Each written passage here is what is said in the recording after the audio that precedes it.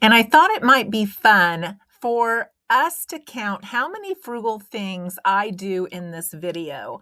I'm going to count on screen, but if I missed any of them, let me know at the end of the video in the comments, because sometimes I just do things as my normal routine, and I don't even think about them being frugal to tell you about them. Today we are cooking the ham that I got on sale for $1.95 a pound, and I have 2 sweet potatoes that I have put some olive oil and foil around.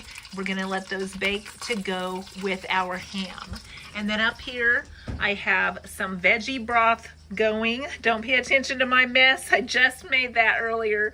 But this is some carrot peels, some celery from the garden, some salt, and I'm going to throw in a bay leaf and whatever else I find to make us some veggie stock for some recipes. Look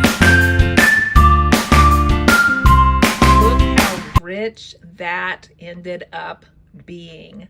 Vegetable broth. It's going to be a great addition to whatever I add it to. Hi everyone, I'm Bonita from Pennies to Dollars, and welcome to the channel.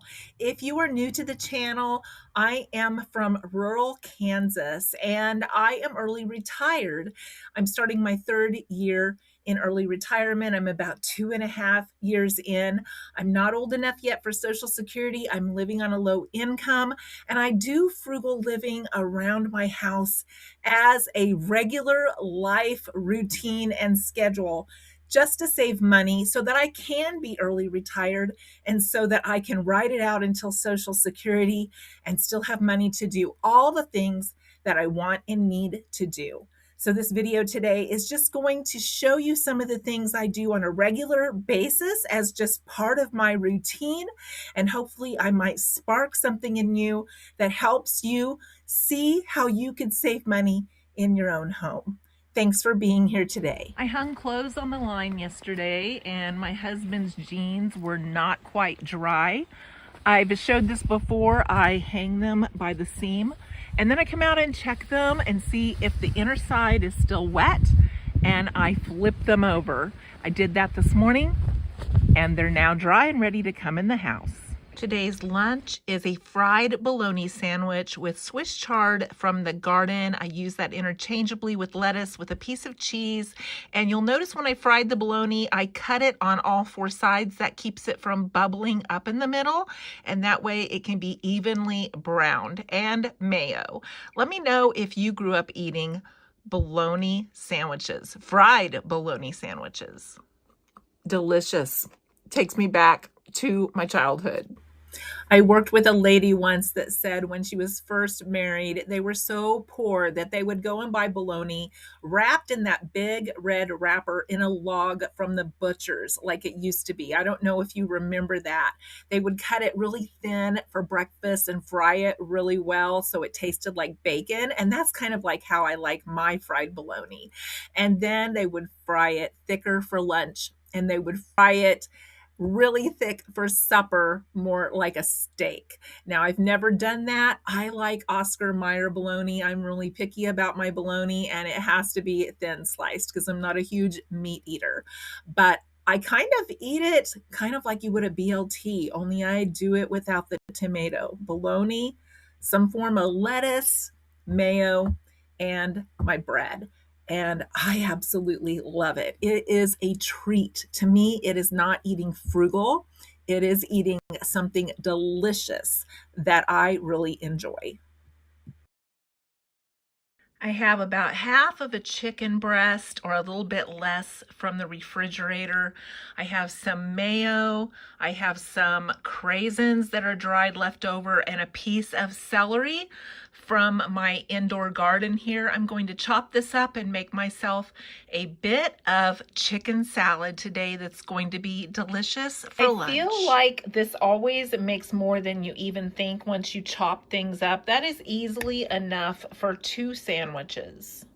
I've been in the process of moving my indoor garden outdoors for the spring and summer. My husband is helping me move my giant celery plants outside today that I grew from kitchen scraps.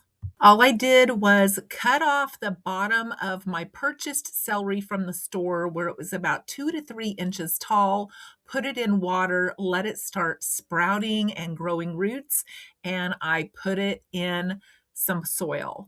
This celery now is probably about 3 years old. It has served me and my daughter. I have tons of it in the freezer. I never have to buy celery. So even though it's a small thing, it is a nice addition to everything that we make. Before I started growing my own celery, I looked at celery as something special. I didn't buy it unless I was eating it with peanut butter. I didn't buy it just to put it in soups and stews because to me that was just something extra that I really couldn't afford right then with 6 kids. So I always skipped the celery and now I never have to. I got up this morning, I made my own coffee, and I'm getting ready to head off to see a program that my granddaughter is doing. That's one of the perks that I love about early retirement, as I don't have to miss any of their performances or events. I can just take off and do that. And while I'm in town, I'm going to group those errands and I'm going to pick up the few groceries that we need for the week.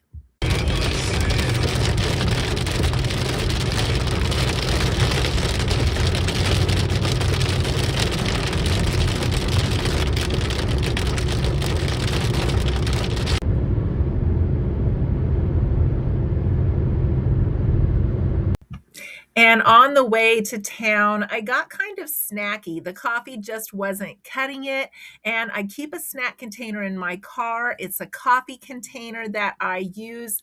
And I pulled out a Belvita biscuit that I had in there and ate that along the way. And that kept me from wanting to go through a drive-through. And it also kept me from being late. My 11-year-old granddaughter also made me some homemade baklava. Look at that. And she kept it in the freezer until she saw me. I cannot wait to eat this. It looks absolutely delicious. Look at that pastry. She's 11. I've never even made baklava before.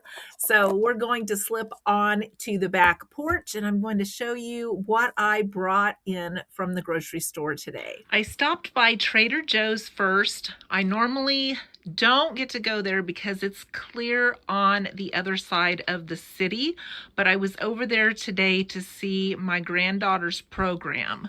So I picked up a few of our favorite things. I got my husband some of these almost everything bagels. There's 4 of them. They are $4.99. I know that's kind of expensive, but gluten-free is very expensive if you purchase it in the store. We don't get these very often, so they are a treat. And Trader Joe's has some of the best gluten-free products around. My husband says they are the best. So that's where I grabbed those at today. And then I got a package of snap peas. These were $2.99. They were 12 ounces. That's a pretty good deal compared to the regular grocery stores. I love their multi-grain bread. I picked up 2 packages of this for $2.99. And they are 24-ounce loaves. So bread is so expensive if you purchase it anymore. And this is some of the best toast I have ever had. I picked up some cheese that was 16 ounces in a party tray with several different types. This is really good quality as well. And one of these at Dillon's is $9.99. These are $5.99 at Trader Joe's every day. I picked up a couple of yogurts for 99 cents each. They have a big kind that I really do like. I almost got that, but I didn't quite want that much yogurt right now.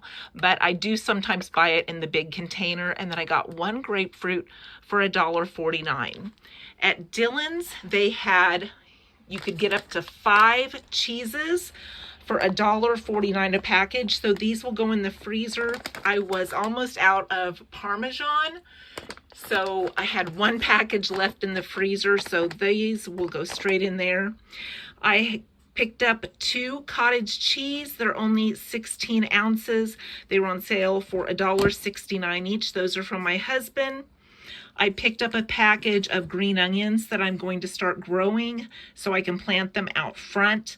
There were 8 of these, so I try to get as many as I can in the package. I don't care how scrawny they are because I'm going to grow them, and I'm going to put them in the ground and make them into bigger onions, and they'll go a lot farther. So I want as many as possible in there. So 99 cents for 8. I picked up a package of Quick Oats. This is 2 pounds and 10 ounces. It was on sale for $3.99. A gallon of milk for $2.89. Some Lonely Bananas, 49 cents a pound. A package of bacon for $3.99. And I got this on clearance. It is some pork sausage. It's the hot kind, marked down to $1.52. My husband likes pork sausage. He makes it into a breakfast scramble in the morning. He doesn't usually always buy hot, but he likes hot things, and he can mix it in with the other one that's mild if he wants it to go farther and not be so hot, but I couldn't pass up that deal. So there's my small shopping haul this week to go into my fresh foods and my pantry stock.